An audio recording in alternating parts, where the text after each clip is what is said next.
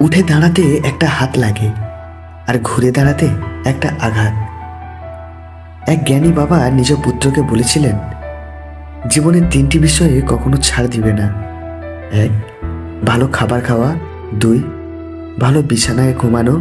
আর 3, ভালো ঘরে বসবাস করা। ছেলে বলল, কিন্তু আমি তো দরিদ্র, এইগুলো আমার দ্বারা কিভাবে সম্ভব? জ্ঞানী বাবা বলল, যখন প্রচণ্ড খিদে পাবে তখন খাবে, তাহলে যা খাবে তাই হবে সবচেয়ে ভালো খাবার।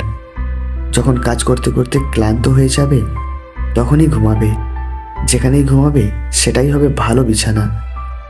যখন মানুষের সাথে মিশবে, সদাচরণ করবে, তাদের অন্তর জয় করে সেখানে বাস করবে, এটাই হবে তোমার জানা সবচেয়ে ভালো ঘর, ভালো ঠিকানা। তোমার জন্য মা যে খাবার বানায়, খারাপ না বলে সেটিকে কদর করো, কারণ কিছু কিছু মানুষ খেতে পায় না, আবার কিছু মানুষের খাবার বানিয়ে দেবার জন্য মা থাকে না। মানুষ সুখী হতে চায় বলে আজও দুঃখগুলো পিছু ছাড়ে না। যেদিন মানুষ সুখ লাভের আশা ছেড়ে দিবে, সেদিন সে মানুষটি প্রকৃত সুখ অনুভব করবে। একজনকে প্রশ্ন করেছিলাম, প্রচণ্ড কষ্ট কি? উত্তরে বলেছিল, হৃদয় উজাড় করে ভালোবেসে যাওয়া, আর সেই ভালোবাসার বিনিময়ে অবহেলা পাওয়ার নামই প্রচণ্ড কষ্ট। পুরুষ যদি একবার জেদে চলে আসে, তাহলে ভালোবাসা কেন, রাজার রাজত্বকেও ছেড়ে দিতে পারে। পারলে একটা বেকার ছেলের হাত ধরে দেখো, যখন সাফল্য অর্জন করবে, তার সাফল্যের কারণ হবে তুমি। সম্পর্কে একবার ফাটল বা জং ধরে গেলে যতই মিষ্টি কথা বিতরণ করুন না কেন, তার আগের মতো অবস্থায় ফিরে আসে না। ভেঙে যাওয়ার সম্পর্ক হচ্ছে ভাঙা কাঁচের মতো। যখন তোমার কাছে ভালোবাসা অজানা, তখন তুমি বুঝবে সুখ কি। যখন তুমি কাউকে ভালোবাসবে, তখন বুঝবে ব্যথা কি। যখন তুমি ভালোবাসা হারিয়ে ফেলবে, তখন তুমি বুঝবে জীবন কি। ভুল করে মায়ায় জড়ানো যায়, কিন্তু ভুল করে মায়া থেকে বের হয়ে আসা যায় না।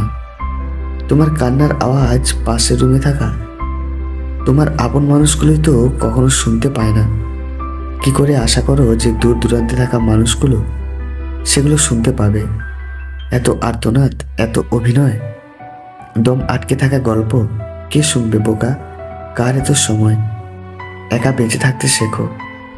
নিজের মন খারাপ নিজেকেই ভালো করতে হবে, কারণ তোমার তুমি ছাড়া আর কেউ নেই। মুখের ভাষা মিথ্যা হতে পারে, কিন্তু চোখের অশ্রু নয়। ঠোঁট দুটো অভিনয় করতে পারে, কিন্তু চোখ দুটো নয়।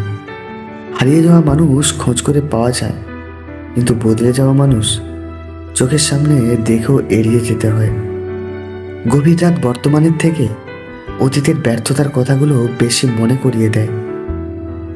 সব মেয়েরা বিয়ের পর শাশুড়ির সাথে ঝগড়া করে না। কেউ কেউ শাশুড়ির মধ্যে নিজের মাকেও খুঁজে পায়। অন্যের স্ত্রী যদি আপনাকে এই দুটি প্রশ্ন করে, তাহলে বুঝবেন আপনাকে কাছে পেতে চায়। নাম্বার 1, তাকে আপনার কেমন লাগে বারবার জিজ্ঞেস করবে।